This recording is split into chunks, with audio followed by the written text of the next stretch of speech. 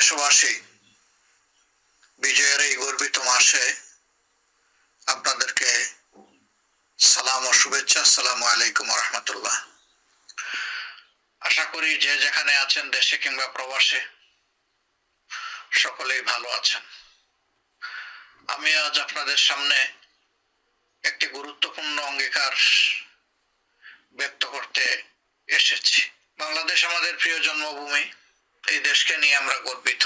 স্বাধীনতার উষালগ্নে অসংখ্য মানুষের ত্যাগ এবং কুরবানির বিনিময়ে আমরা স্বাধীনতা নামক যে অমূল্য সম্পদ পেয়েছিলাম, তাতে জনমনে আশা সৃষ্টি হয়েছিল যে আমরা একটি ন্যায় ইনসাফ ভিত্তিক স্বনির্ভর বাংলাদেশ গড়তে পারবো, দেখতে পাবো। কিন্তু জাতির এই আশা গুড়ে বালি হয়েছে। আশা তো পূরণ হয়নি, উল্টো দুর্নীতি এবং দুঃশাসনে গোটা সমাজ ছেয়ে গিয়েছিল, যার কারণে বাংলাদেশ তলাবিহীন জুড়ির দেশ হিসাবে পরিচিতি লাভ করেছিল। সত্যিকার অর্থে স্বাধীনতার পর এখন পর্যন্ত দেশ একটি কাঙ্ক্ষিত মানের গণতান্ত্রিক পরিবেশ পায়নি।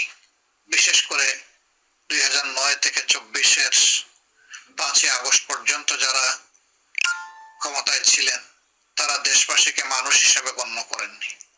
তারা এই দেশকে তাদের মালিকানার একচ্ছত্র সম্পদ হিসাবে তারা বিবেচনা করে দেশবাসীর উপর ইচ্ছা মতো তাণ্ডব চালিয়েছে।